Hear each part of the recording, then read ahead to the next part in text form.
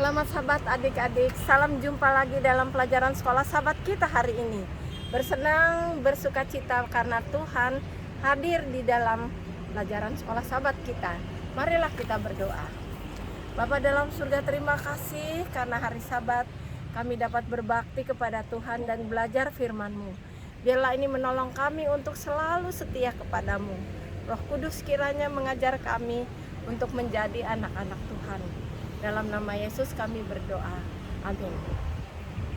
Adik-adik, pelajaran sekolah sahabat kita berjudul Salah Sangka. Salah sangka.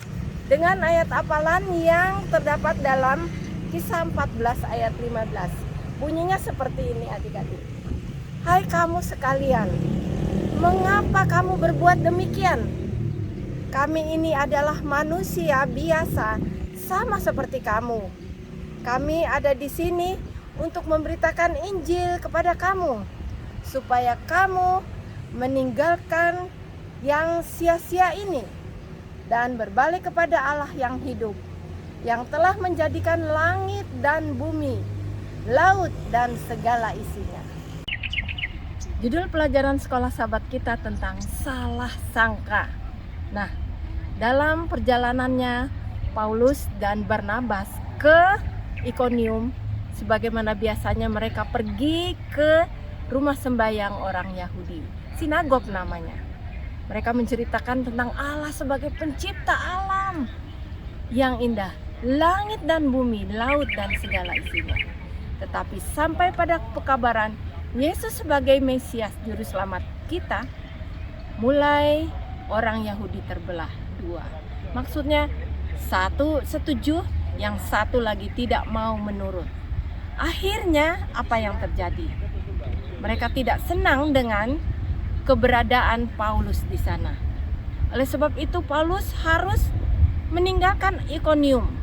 Tetapi di sana pada waktu itu ada seorang yang lumpuh. Pada waktu dia lumpuh, Paulus melihat benar-benar dia menaruh kasihan, karena dia tidak bisa berjalan sejak kecil sampai tua begini, dia tidak dapat berjalan. Akhirnya Paulus mengatakan, bangkitlah dan berjalanlah. Kemudian dia mulai berjalan dan berjalan memuji Tuhan. Di tempat itu ada orang-orang yang melihat mujizat ini.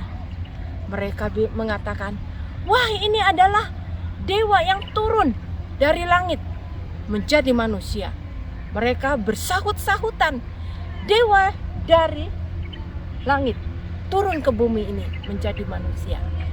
Jadi Paulus mendengar hal itu, dia merasa tidak senang, sebab dia bukan dewa. Dia adalah hamba Tuhan yang memberitakan Injil keselamatan. Lalu apa yang dikatakan Paulus? Saudara-saudara, janganlah begitu. Kami ini sama seperti kalian, manusia biasa. Kami hanya memberitakan Injil supaya kita tidak menyembah hal-hal yang lain selain Allah yang di surga. Kita sama seperti anak-anak Tuhan yang Adam, yaitu manusia yang telah ditebus oleh Tuhan Yesus. Jadi orang-orang itu merasa, mengapa kami sudah membuat ini patung-patung dari sapi yang dikalungkan dengan banyak bunga-bunga. Tapi Paulus menolak. Jangan, kami adalah hamba Tuhan yang memberitakan Injil keselamatan. Allah pencipta, Yesus penebus kita. Mereka salah sangka. Mereka sangka Paulus dan Barnabas dewa, tetapi sebenarnya tidak. Mereka adalah utusan-utusan Tuhan. Adik-adik, mari kita berdoa. Bapa dalam surga, terima kasih karena Engkau adalah pemberi kehidupan, pencipta dunia ini, bahkan memberikan Yesus untuk mati bagi kami semua sebagai Mesias yang dapat menyelamatkan kami. Terima kasih Tuhan untuk kasih sayang-Mu. Dalam nama Yesus kami berdoa. Amin. Adik-adik, sampai sini cerita kita ya adik-adik.